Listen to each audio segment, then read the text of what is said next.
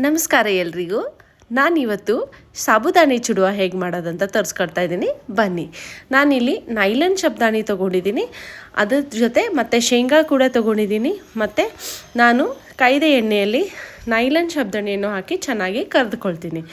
ಅದಕ್ಕೆ ಚೆನ್ನಾಗಿ ಕರೆದ್ರೆ ಸ್ವಲ್ಪ ಹಾರುತ್ತೆ, ಬಟ್ ನಾವು ಅದಕ್ಕೆ ಸ್ವಲ್ಪ ಸೇಫ್ಟಿಯಿಂದ ಕರೆದ್ರೆ ಚೆನ್ನಾಗಿರುತ್ತೆ. ಸಾಬುದಾನಿ ಎಲ್ಲ ಕರ್ಕೊಂಡಾದಮೇಲೆ ನಾನು ಇದಕ್ಕೆ ಶೇಂಗಾ ಕೂಡ ಹಾಕ್ತೀನಿ. ಸ್ವಲ್ಪ ಶೇಂಗಾ ಕಂಟೆಂಟ್ ಜಾಸ್ತಿನೇ ಬೇಕು.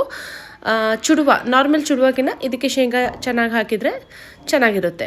ಅದಾದಮೇಲೆ ಎಲ್ಲ ಶೇಂಗಾವನ್ನು ಕರ್ಕೊಂಡ್ಬಿಟ್ಟು ಮತ್ತು ಅದೇ ಸಾಬುದಾನಿಯಲ್ಲಿ ಹಾಕ್ತೀನಿ. ಸ್ವಲ್ಪ ಗೋಡಂಬಿ ಕೂಡ ಹಾಕಿದ್ದೀನಿ, ಅದನ್ನು ಕೂಡ ಅದೇ ಎಣ್ಣೆಯಲ್ಲಿ ಕರ್ಕೊಂಡ್ಬಿಟ್ಟು ಮತ್ತು ಅದೇ ಬಾಳಿಗೆಯಲ್ಲಿ ನಾನು ಸ್ವಲ್ಪ ಕರಿಬೇವು ಕೂಡ ಕರೆದುಕೊಂಡು ತೆಗೆಳ್ತಾ ಇದ್ದೀನಿ. ಅದು ಕರಿಬೇವು ಕೂಡ ನಾನು ಸಾಬುದಾನಿಯಲ್ಲೇ ಹಾಕ್ತೀನಿ.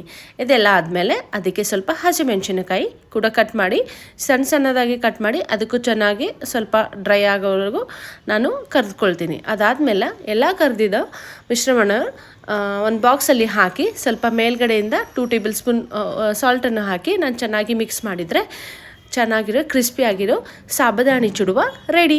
ಈಸಿ ಕೂಡ ಆ್ಯಂಡ್ ಸಿಂಪಲ್ ಕೂಡ. Thank you.